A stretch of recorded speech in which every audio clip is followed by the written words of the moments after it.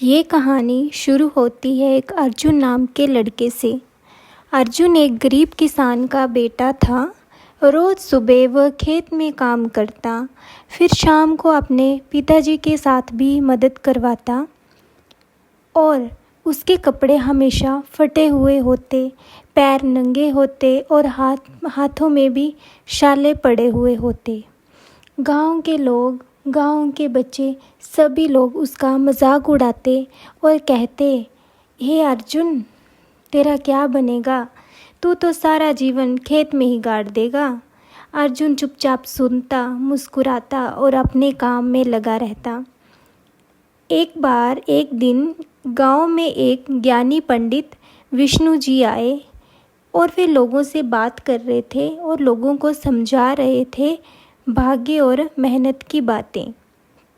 उसी बीच में अर्जुन ने पूछा, पंडित जी, क्या गरीब आदमी कभी बड़ा नहीं बन सकता? पंडित जी मुस्कुराए और बोले, हाँ बिल्कुल बन सकता है, लेकिन उसके लिए तुम्हें एक काम करना पड़ेगा। अर्जुन एकदम से, क्या पंडित जी, क्या काम करना पड़ेगा?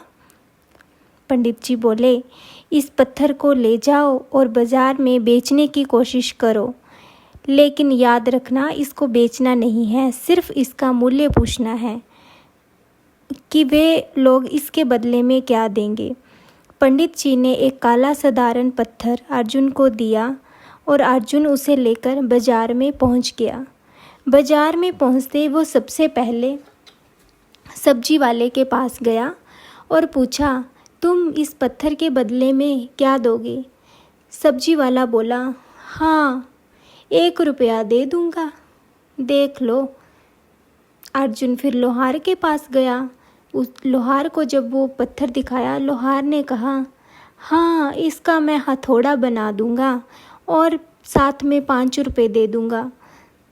अर्जुन फिर मायूस होकर सुनार के पास गया। सुनार ने कहा, ओह ये तो क्या बेकार पत्थर लेके आ गए हो, इसका तो तुम्हें कुछ नहीं मिलेगा। अर्जुन ये सुनकर निराश होकर वे फिर पंडित जी के पास आ गया और पंडित जी से बोला कि इसका मूल्य तो कुछ भी नहीं है। पंडित जी मुस्कुराए और बोला, जाओ अब इसको जौहरी को दिखाओ।